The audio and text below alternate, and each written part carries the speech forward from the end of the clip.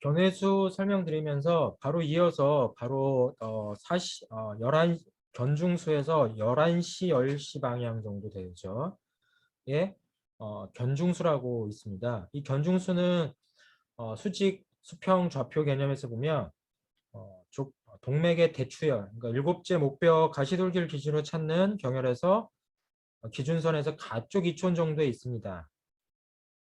그래서 대추기준 가쪽 이촌이라 표현을 하는데 결국 제가 생각할 때 견해수, 견중수는 모두 그 라인 선상이 어깨 올림근이 통과하는 면이다. 그것을 옛사람들이 표현하고자 이런 식의 고전적인 표현으로 아래에 있는 견해수는 도도열에서 3촌, 위에 있는 견중수는 대추열에서 2촌이라고 하는 표현을 쓰는 거죠. 옛사람들 입장에서는 대각선이라는 방향에 대해서 표현할 마땅한, 일단 물론 사선이라는 말을 쓰긴 하겠지만 그 표현이 없어서 기준선을 이런 식으로 만들어서 마치 표현한 게 아닌가. 그래서 견중수나 견해수 모두 목 주변, 특히나 뒷덜미 지역에 있어서 표층의 넓은 등근, 깊은 부위의 어깨 올림근, 또 그 깊은 부위에는 머리 널판근. 머리 널판근은 목 뒷덜미 영역에서 두개골을 지탱해주는 역할을 하는 거죠. 여러분 생각해 보세요. 예, 이러한 산꼭대기 위에 이런 바위 하나가 올려져 있으면 얼마나 아슬아슬하게 보일까요? 그럼 이 아슬아슬한 것을 좀 덜 익히게 하려면 뭘 해야죠? 예, 앞뒤 좌우로 끈을 묶어서 연결해야겠죠? 그러면 덜 아슬아슬하게 보이겠죠? 사실 목 주변은 다양한 근육이 바로 우리 몸에서 가장 중요한 해부학적 구조를 담고 있는 뇌를 담고 있는 두개골을 지탱하고 있는 역할이에요. 그래서 이걸 균형 잡아주는 곳이 결국은 목뼈고 목뼈 전후 좌우에 다양한 근육들이 이 머리뼈를 지탱하고 있는 거죠. 그리고 자유롭게 움직이죠. 예. 최근 들어서 이 목의 척추 관절, 목에 있는 근육들을 전신 근육의 핵심으로 활용해서 전신의 어떤 구조의 핵심으로 사용해서 질환을 치료하고 하는 분야가 생겼고 한의계에서도 바로 이러한 개념에서의 두개골 척추요법들을 하는 치료 학회들이 많이 생기고 있어요. 아마 뭐 제가 그걸 하나하나 나열하면 여러분도 언뜻 들어보면서 끄덕거릴 겁니다.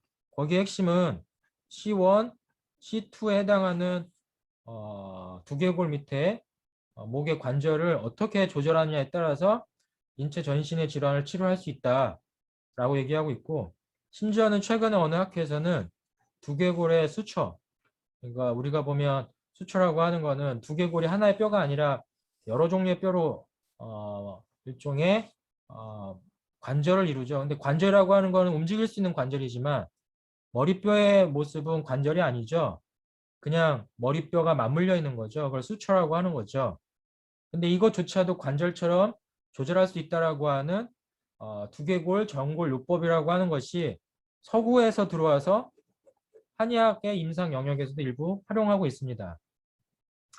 이런 부분들은 여러분이 한의학의 새로운 어떤 지향점 같이 많이 특화된 의료 서비스로 활용되고 있을 수 있는 거예요. 이것들을 다 이해하려면 결국 기본이 다 전통적인 지식뿐만 아니라 현대 해부학적 기준으로 활용되는 기능적 해부학을 이해해야 된다는 생각을 해봅니다. 예, 그런 측면에서 봐야 되고요. 근데 이제 견중수를 또 다른 목적으로 많이 쓰는 것들이 결국 이제 어깨 위쪽에서 대추혈과 연관해서 요 부위를 염두에 두는 경혈로 쓰이는 거죠. 주치적으로 보면. 그러다 보면 이 주변이 주로 외감의 영역 병들을 치료하는데 활용이 됩니다. 여러분 대추혈이 대표적인 외감병호의 발열 질환 치료하는 경혈로 이미 알고 있을 겁니다. 도도혈도 그런 특징이 있었고요. 이런 거 설명하면서 목 주변의 경유기혈 일명 이미 설명 한번 드린 적이 있죠. 뭐 고혈압 치료혈도 있었고 그다음에 배감혈, 백로혈 뭐 등등 다 외감 허로 증상 등등이에요. 근데 이들이 가지고 있는 공통 증상의 모습은 뭐예요? 바로 가슴 우리에 있는 허파를 염두에 둔 관련 병증들이에요. 그러니까 견중수가 이 어깨 세모 견해수 입장에서 쓰였다면 어깨 질환, 그다음에 목 뒷덜미 질환에 쓰이는데 대추의 입장에서 쓰였다면 지금 나와 있는 것처럼 허파 입장으로 대표적인 병증이다라고 얘기하는 거죠.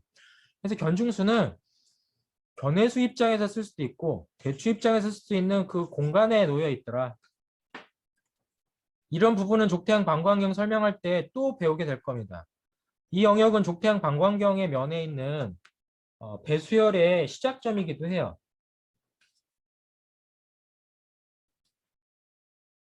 그러한 측면으로 어깨와 관련된 경혈들을 설명드렸고 이제 목덜미로 올라갑니다. 목덜미에서 뒤쪽에 있는 것을 목덜미, 앞쪽에 있는 것을 안목이라고 표현을 하죠. 그래서 이쪽 영역은 양명의 영역, 이쪽의 영역은 태양의 영역. 그럼 그 중간은 뭐예요? 소양의 영역이라는 식으로 옛 사람들은 해석하려고 했을 겁니다.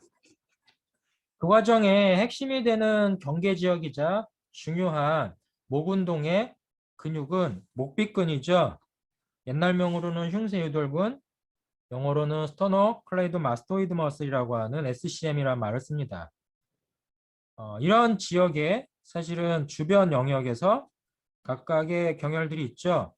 이 중에 우리는 이미 여러분이 수양명경에서는 천정부도를 배웠고 조경명에서는 인형 수도를 배웠고 오늘 태양에서는 천용하고 천창을 배우게 될 것입니다.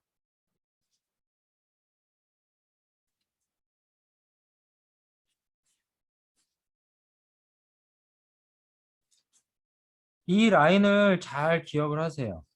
이 라인은 무슨 라인이냐면 경혈을 찾는 이 직각의 라인이기도 하지만 여기에는 숨겨진 또 하나의 해석이 있어요. 그게 뭐냐면 가로돌기가 분포하는 라인입니다. 가로돌기, 목뼈 가로돌기예요. 사실은 다른 거에 비해서 유독 잘 발달되어 있고 독특한 구조를 가지고 있는 게 목뼈 가로돌기입니다. 아마 여러분 이런 말하면 또 떠올려야 되는 특별한 구조물이 떠올라야 되는데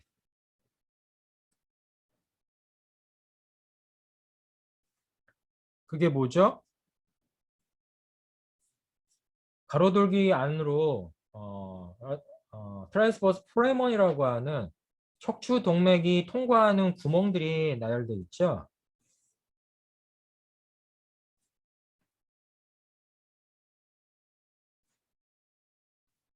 음,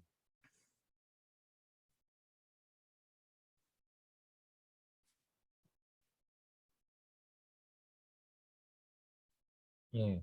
가로돌기 안쪽에 구멍이 트랜스버스 프레먼. 그래서 여기로 척추 동맥. 그래서 머리를 지배하는 머릿속 뇌를 지배하는 주된 동맥 두 가지를 찾으라고 하면 카로티드 아터리, 온목 동맥과 그다음에 버테벌 아터리, 척추 동맥을 척추 동맥을 얘기하고 있습니다. 이 두 개가 머릿속으로 들어가서 서클 오브 윌리스라고 하는 뇌동맥의 그물망을 만들어내고 그것이 뇌 혈류에 영향을 가지게 되겠죠. 이러한 특징들을 염두에 둔다면 이 가로돌기가 있는 라인이 바로 지금 여기서 표현하고자 하는 이 면에 있다. 그럼 이 면을 중심으로 해서 경혈을 찾고 자침하게 될 때 얕은 면에서 뭔가 강한 결절들이 느껴지더라. 그러면 그게 목뼈 가로돌기다라는 걸 알 수 있고 그것을 기준으로 우리는 무엇을 찾을 수 있어요? 목뼈의 수준을 이해할 수 있습니다. 물론 등 쪽에서도 목뼈의 수준을 이해하지만 옆에서도 목뼈의 수준을 이해할 수 있어요. 사실 여러분이 옆목을 여러분이 만져보면 자기 옆목에서 단단하게 느껴지는 부위가 있어요. 주로 필요할 때 이 단단함이 더 크게 느껴지고 필요할 때 이런 부분을 만져보면 시원한 마사지 효과도 느껴요. 사실 실제로 마사지 하는 공간이기도 해요, 이 공간은. 그리고 또 하나의 마사지가 뿐만 아니라 뭘 기준으로 해요? 목뼈의 이탈을 교정하는 기준이 되기도 하는 거야. 그래서 목뼈를 카요트 프라틱 같은 정골요법을 하게 될 때 그 정골요법의 기준이 되는 뼈를 손으로 촉지해야 되는 면이기도 하는 거예요. 이 지역은. 초음파 진단 영상에서도 이 지역은 매우 중요합니다. 왜요? 바로 이 기준을 중요로 해서 이 뒤쪽이 바로 진통제를 주입을 하는 주사요법의 핵심 영역이기도 해요. 근데 이 주변이 공교롭게도 우리가 봤더니 자칫하는 경혈들도 이 주변에 많더라. 그러니까 천창이라고 하는 경혈은 어떤 측면에서 보면 현대의학에서는 목에 진통요법을 쓰는 약물을 주입하는 곳이지만 옛사람들도 그 부위를 자극을 했던 방법이라 생각을 할 수 있습니다. 그런 얘기를 하면서 이 내용을 봅니다. 천창, 동의보감에서 언급되어 있는 것 중에 하나는 창롱이라고 하는 말을 쓰고 있어요. 롱자의 위에 대죽변을 넣었기 때문에 이 글자는 왠지 귀와 관련된 언어같이 보여요. 뭐 그 다음에도 보면 창롱, 용자라기보다는 귀머거리. 귀에 소리가 안 들릴 때 이 부위를 자극을 해주면 귀에 소리가 잘 들리게 될 건가? 옛사람들은 그런 아주 원시적 경험들을 했을 거고 그 경험 중에 하나가 수태양 소장경맥의 시동병 소생병 중에 이롱정상과 같은 귀울림, 귀 질환을 치료하는 원리로도 작용합니다. 이러한 식으로 생각을 해보세요. 천창. 그리고 이 근처에서 동맥이 느껴집니다 라고 얘기를 하죠. 이 동맥이 왜 느껴질까요? 겉에서 보면 동맥이 없어 보이는데 속으로 보면 뭐가 있어? 라고 생각하면서 한번 찾아보려고요.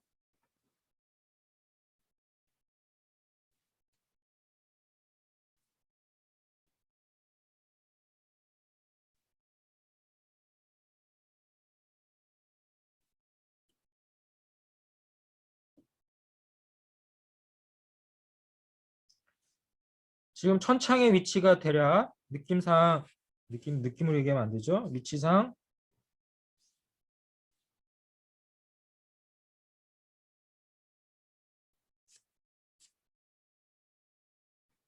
요 영역에 지금 가까운데요. 이 영역을 근육으로 제외해 보겠습니다.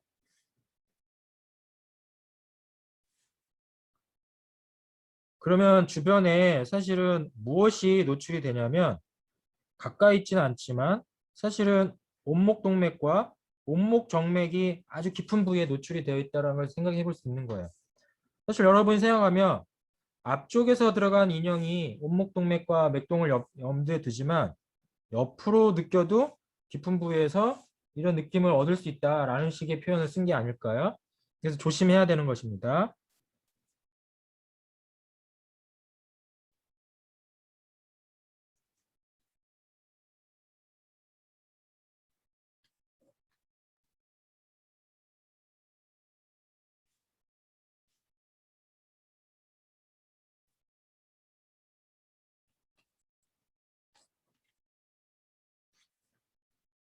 이러한 주변을 염두에 두면서 보되 또 여기서 지금 오른쪽에 보면 이런 신경이 출몰하고 있죠. 이 신경이 뭐냐면 가로목 신경이라고 하는 신경이 출몰하고 있습니다. 목 주변에는 굉장히 다양한 신경들이 아주 하나하나 분리내기 어려울 만큼 복잡하게 얽혀 있어요. 여기서 보면 뒤쪽으로 액세서리 너브라는 부신경이 흘러가는데 이 액세서리 너브는 등세모근을 지배하는 대표적 신경이고요. 앞쪽으로 가는 이 가로목 신경의 분지들은 목 전체에 분포하는 지역이죠. 그러니까 천창이 지금 그 주변 영역을 염두에 두고 이해하고 있다는 거예요. 그래서 이러한 내용들을 염두에 두고 근육, 신경, 혈관을 보세요.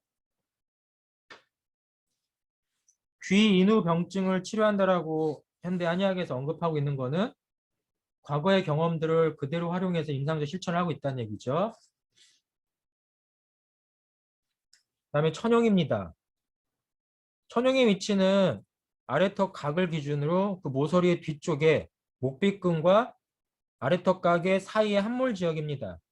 근데 이 지역은 굉장히 중요한 랜드마크가 있어요. 그게 뭐냐면 둘째 목뼈 가로돌기가 촉지돼요. 그러니까 돌대 목뼈 가로돌기를 쉽게 찾는 법. 여기다가 손 놓고 돌기를 찾으면 돼요. 그런데 그 안쪽엔 또 뭐가 있냐면 바깥목 동맥이 머리 위로 올라가는 지역이 있습니다. 저는 이런 거를 설명할 때마다 설레어요. 나는 학생 때 이런 거를 아무도 안 알려줬는데 나는 내가 공부해서 이걸 알아서 여러분한테 전달한다는 게 너무 흥미진진한 거예요. 여러분도 스스로 자기가 찾아서 이런 문제를 해결할 수 있으면 정말 좋겠다는 생각을 해요. 사실 적지 않은 한의사들은 이런 부분이 여전히 막연하고 모호해서 그냥 관념적으로 경혈에 대한 접근을 하고 있는데 해박 구조를 뚜렷이 인식한다면 우리가 얼마나 치료적 대상을 명확하게 인식하고 또한 그것이 진단이나 여러 병증을 이해하는 데 도움이 되는지 알 수 있습니다. 사실 여러분 생각해보면 이 주변은 얕은 주변 안에서는 이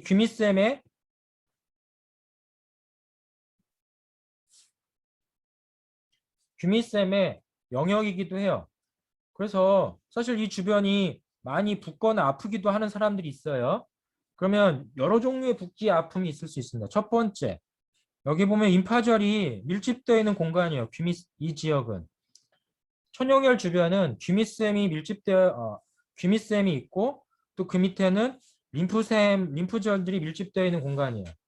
이러한 특징들은 얼굴에 붓기나 얼굴에 붓는 병증이 잘 발생하는 원인 핵심 지역이라는 걸 알 수가 있고요. 또한 그 밑으로는 바깥목 동맥, 그 다음에 바깥목 정맥이 내려오는 그러니까 목정맥이 내려오는 공간이기도 해요. 그러니까 혈관의 입장에서는 두개골 바깥면을 왔다 갔다 하는 혈관의 주요 경유지이고 정맥의 이 셈으로 보면 귀밑샘이 있는 부위고 또한 면역과 관련된 림프절로 보면 목에서도 림프절이 제일 많이 몰려있는 부위예요. 진단의 목적으로 많이 활용될 수 있겠죠. 물론 그 바깥에는 근육들도 복잡하게 엮여져 있죠. 그러한 측면 그리고 신경 입장에서도 여러분이 보면 이 안에 되게 복잡한 신경들이 얽혀 있는 걸 알 수 있어요. 이거 하나하나를 분리해서 설명하는 거는 사실은 쉬운 일은 아니지만 이러한 복잡한 구조물들을 가진 공간이 어떠한 병증에 따라서 그에 따른 귀밑샘염, 골거리 아니면 혈압 조절 아니면 인프절 순환에 의한 장애 아니면 염증 질환 등등의 핵심적인 진단과 치료에 활용될 수 있다는 걸 알 수 있겠죠. 최근에는 이런 부위를 건강 관리 차원에서 마사지의 핵심 요인으로 쓰기도 해요. 최근에 보니까 뭐 얼굴을 뾰족하게 만드는 아래턱을 슬림하게 만드는 각종 마사지 기술들이 등장하는데 그 마사지 기술의 핵심은 목 아래 인프절 순환을 강화시켜주는 인프액 순환을 강화시켜주는 마사지 요법들이 실제로 이런 코스메틱 영역에서의 얼굴 피부 마사지 영역에서 활용되고 있는 핵심 기본 기술이기도 해요. 익산에 한 한의원이 있는데 이런 거 하면 참 좋겠다 생각을 했었는데 그 한의사 역시 상당히 세련되고 현재 사회 흐름의 시장성을 잘 본 것 같아요. 뭘 했냐고요? 두피 마사지 센터를 한의원 내에다 설치했더라고요.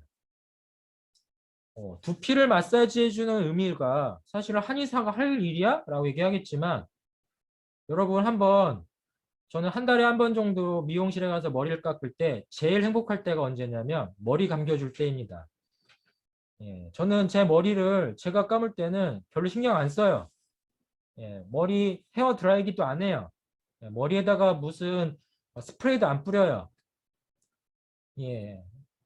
근데 누군가가 제 머리를 감겨줄 때 혹시나 피곤할까 봐 마사지를 해주고 혹시나 머리카락 윤택 있게 또 머리에 영양제 뿌려주면 그 순간만큼은 짧지만 너무 행복한 거죠. 아마 이런 기분은 나뿐만 아니라 여러분도 느낄 건데 이런 부분을 만약에 치료적으로 활용한다면 얼마나 좋을까? 라는 생각을 했는데 그런 한의원이 있는 거죠. 사실 저는 한 10년 전에 이런 생각을 했어요. 머리를 마사지해주고 머리만을 위한 특화된 상품이나 의료기기를 만들면 어떨까?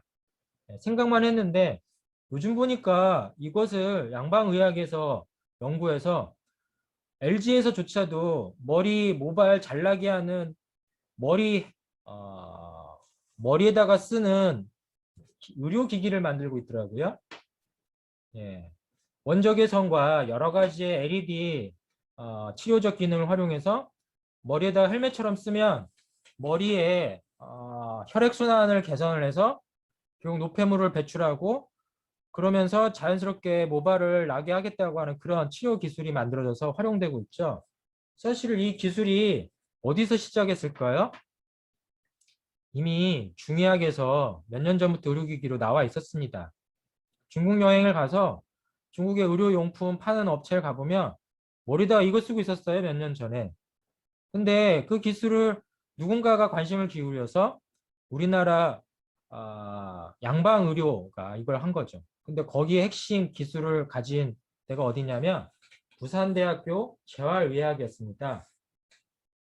근데 재미있는 거는 부산대학교 의과대학 재활의학에서 이 연구를 할 때 이 연구를 시작했던 분이 원광대 한의대 재활의학 교수님이 계셨어요.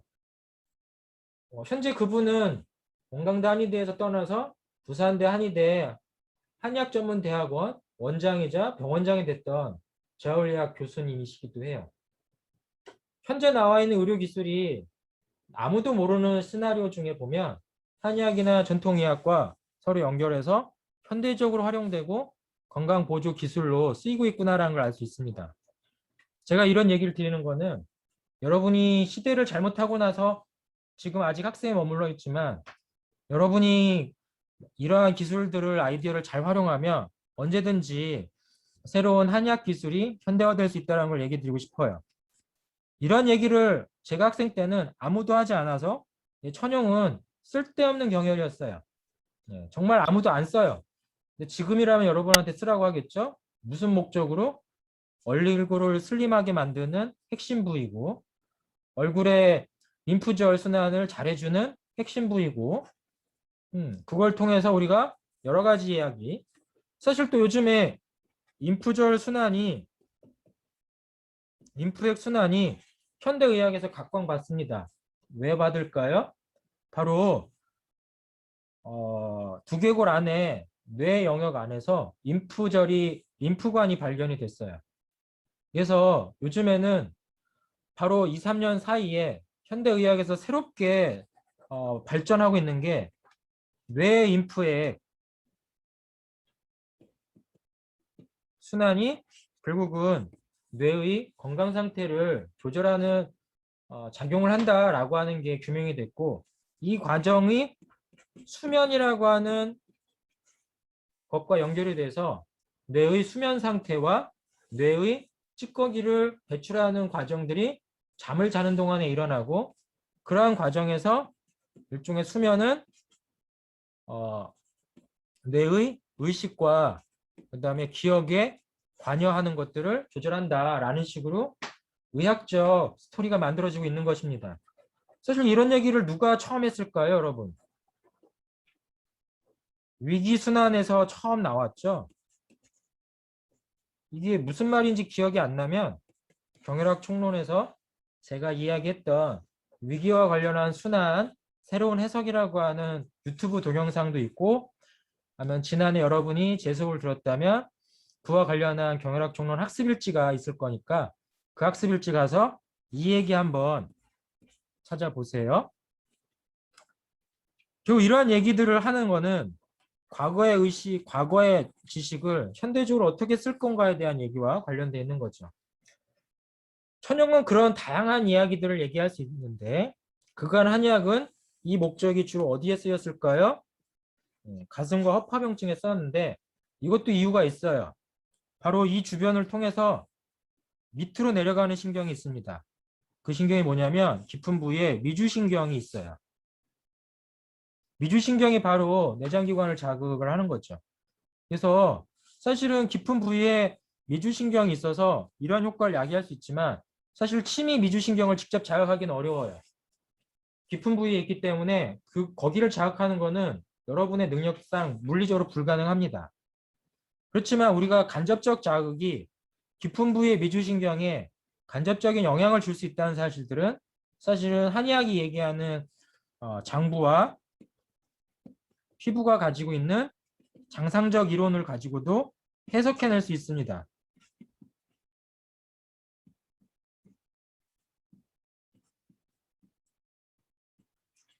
장상 이론 자체는 우리 몸 속에 있는 내장 기능과 각종 기능들이 생리적으로나 병리적으로 피부를 통해서 그 모습을 드러낸다. 일종의 스크린이죠. 영화관에서 보면 여러분 결국은 실제 영상은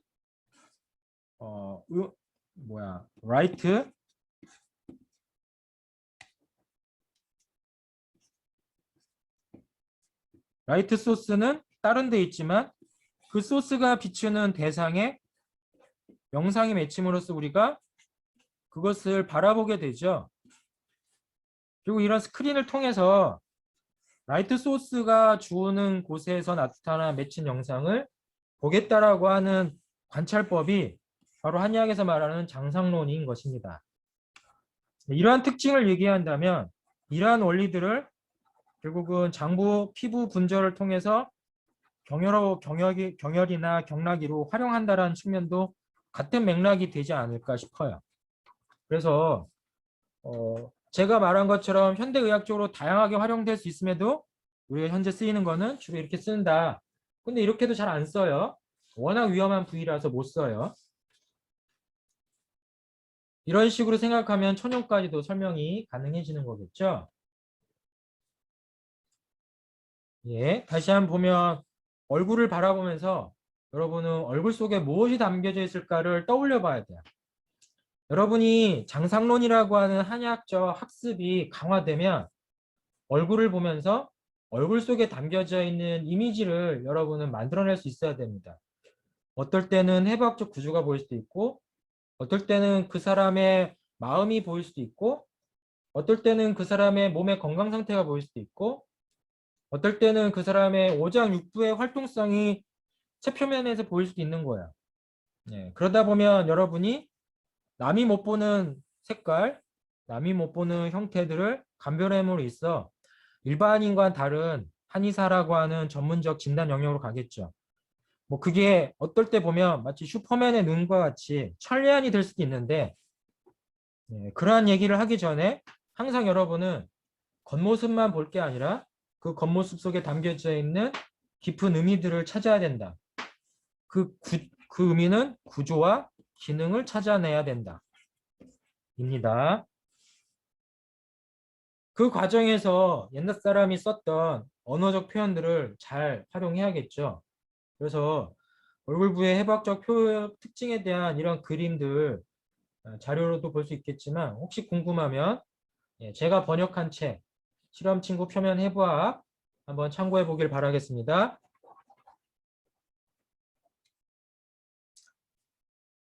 이거는 얼굴 부에 있는 경혈과 경혈귀혈에 대한 좌표들을 한번 인식한 건데 옛날부터 제가 표현한 방법이 뭐였죠? 경혈들은 마치 공동체처럼 마을을 이루더라. 마을이 공동체 규모가 크면 그 부위는 중요한 부위고 공동체가 없으면 그 부위는 별로 안 중요한 부위처럼 인식이 되더라. 이런 인식의 차이는 질병과 관련되어 있더라. 결국 질병의 의미가 부여될수록 그 부위는 옛날 표현인 수혈이라는 방식의 경혈의 이름으로 그래서 경혈기혈의 이름으로 등장한다는 것이죠.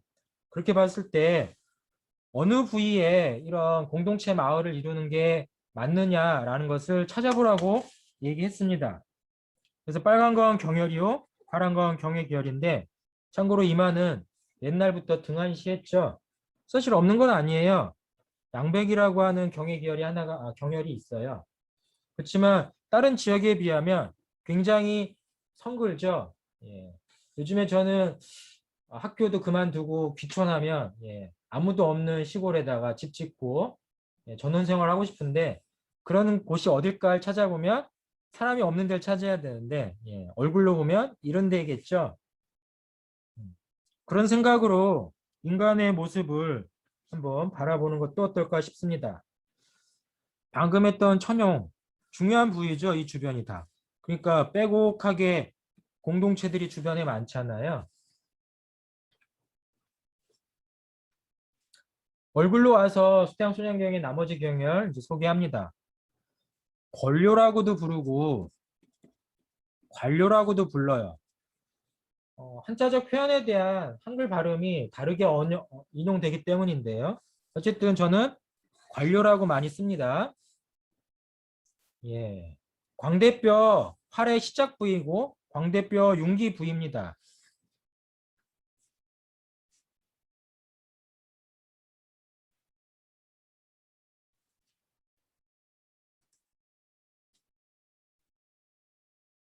예. 이 부위예요.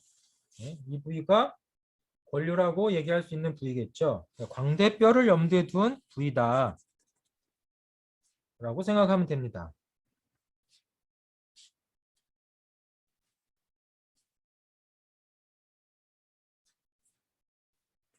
그런데 이제 광대뼈를 염두에 둬서 뼈에다 자침하나요? 그건 아니죠. 이 주변에 닿고 통과하는 근육층을 염두에 둬야겠죠. 그러면 떠올릴 수 있는 게 뭐냐?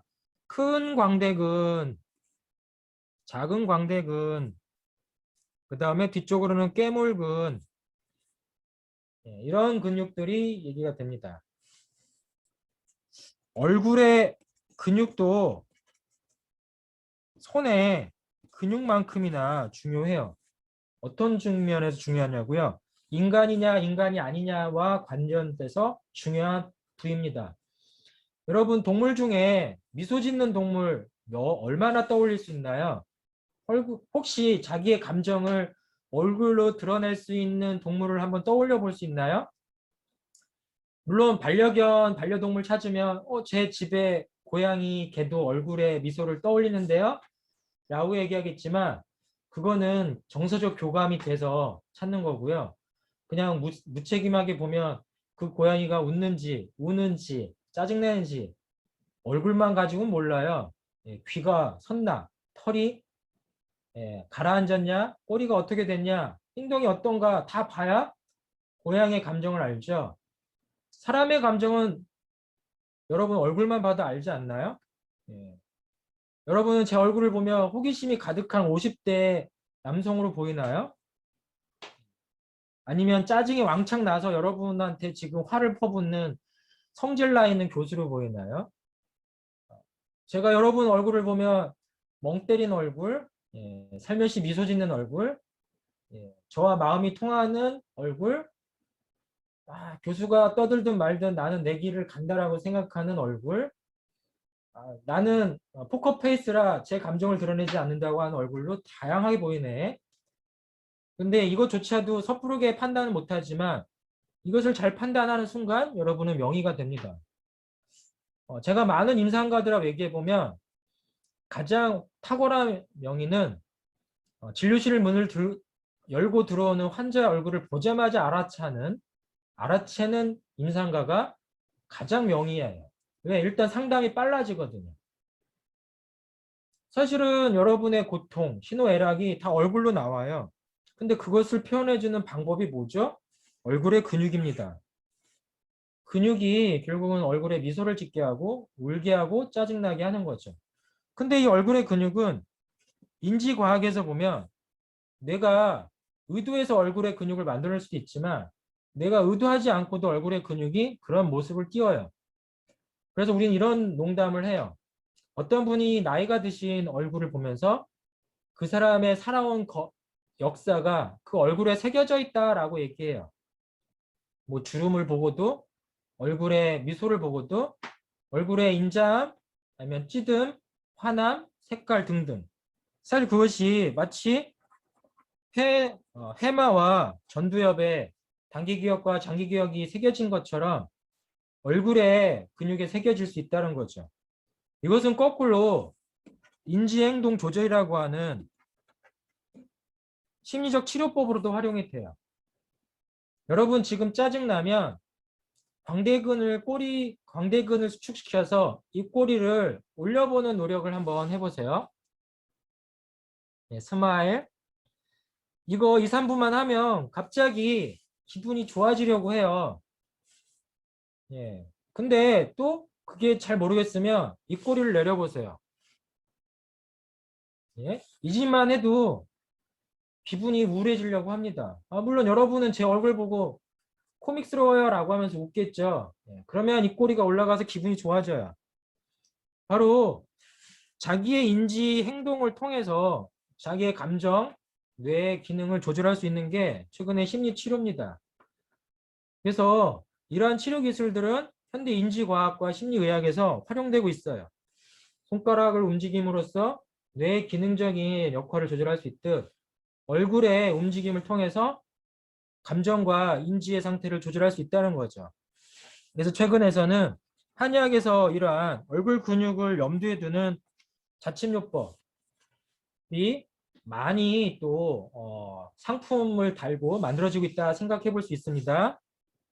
여기서 말한 얼굴의 병증은 형식적일 수도 있어요. 네, 얼굴신경 마비, 아니면 3차 신경통, 아니면 피부 질환, 뭐 피부 트러블 등등으로 쓰일 수 있는데 보다 더 활용된다면 여러분 나에게 온 환자의 감정의 상태를 얼굴 근육을 조절해서 잠깐이라도 기분 좋게, 기분 나쁘게, 성질나게, 우울하게 한의학에서 오지, 상승,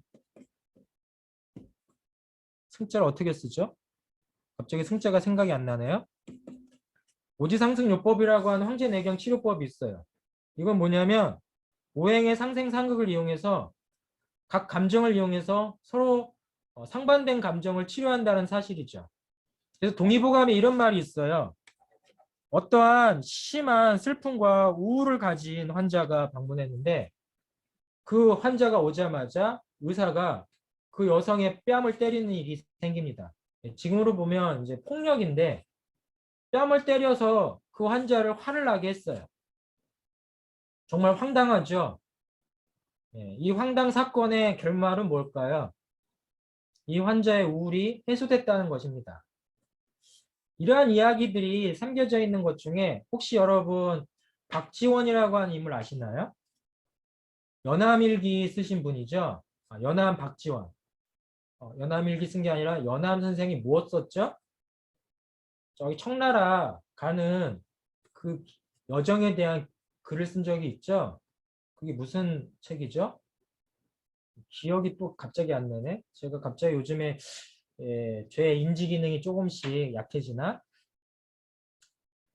아무튼 연암 박지원과 관련한 유명한 설화가 하나 있습니다. 그게 뭐냐면 연암 박지원 선생이 심각한 우울증을 겪은 적이 있어요.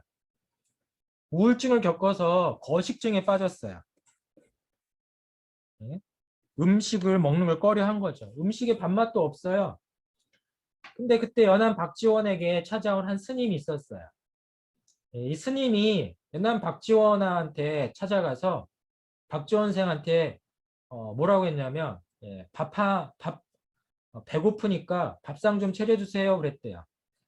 그래서 밥상을 차려놓는데 연암 박지원은 앞에서 그 밥을 너무나 개걸스럽게 맛있게 먹더라는 거예요. 연암 박지원은 정말 황당했대요.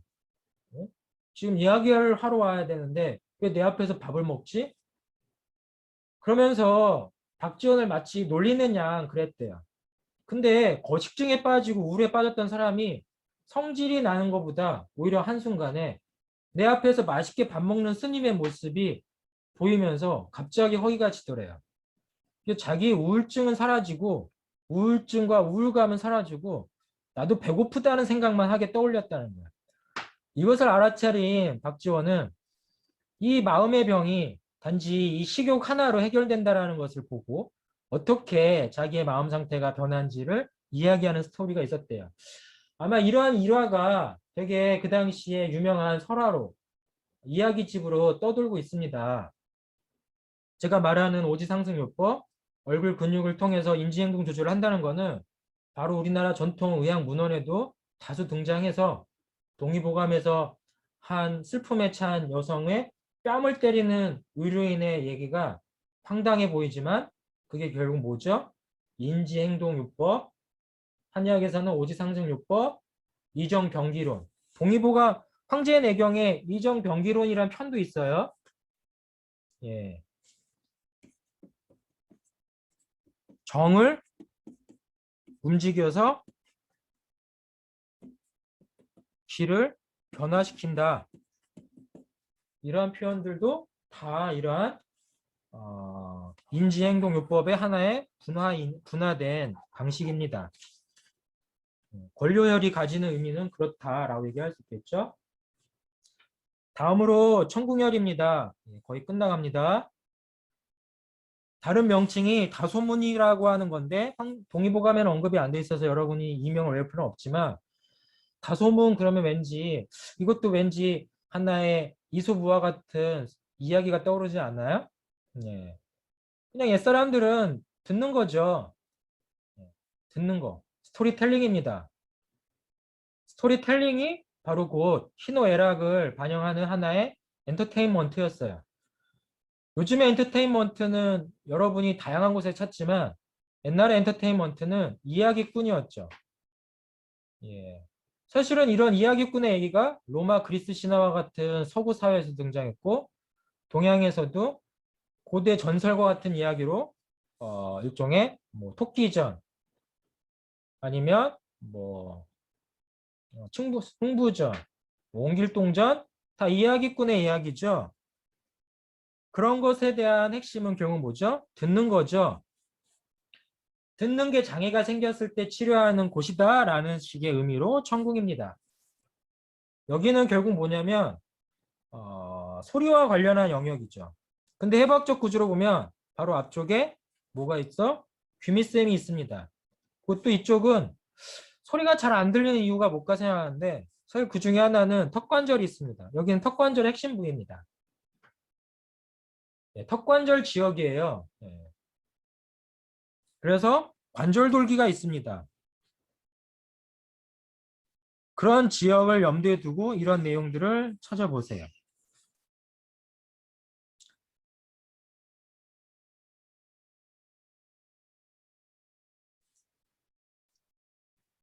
자극에서 좀 고려해야 될 위험 요인은 일단 귀밑샘입니다. 글랜드라고 불릴 수 있는 영역은 사실은 감염에 매우 취약해요.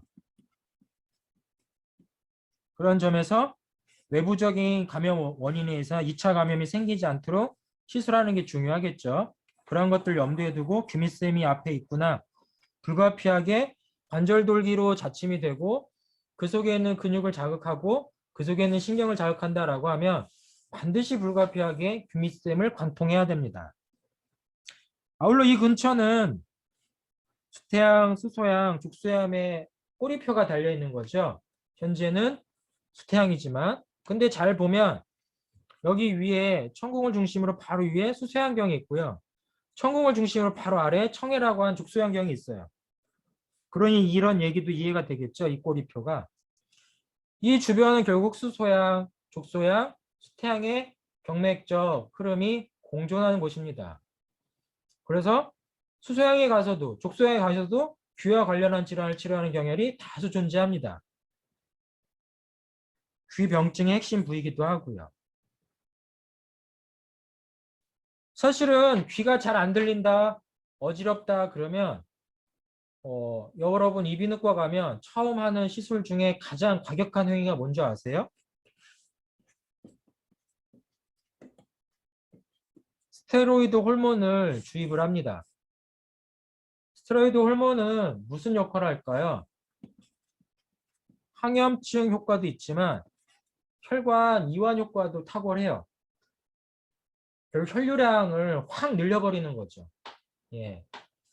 어떤 특정 지역에 혈류가 부족하지 않을까? 추론이 되면 혈류를 확 늘리는 치료를 해요. 혈류를 늘리는 치료 중에 대표적인 게 산화질소가 있어요. 나이트로글리센이라고 하는 고혈압 치료제 중에 대표적인 거죠. 이런 에노라고 하는 항산화제를 혈류 개선으로도 써요. 이런 것이 주로 어디에 있냐고요? 우리 음식에 많아요. 특히 대표적인 게 상추, 마늘, 양파,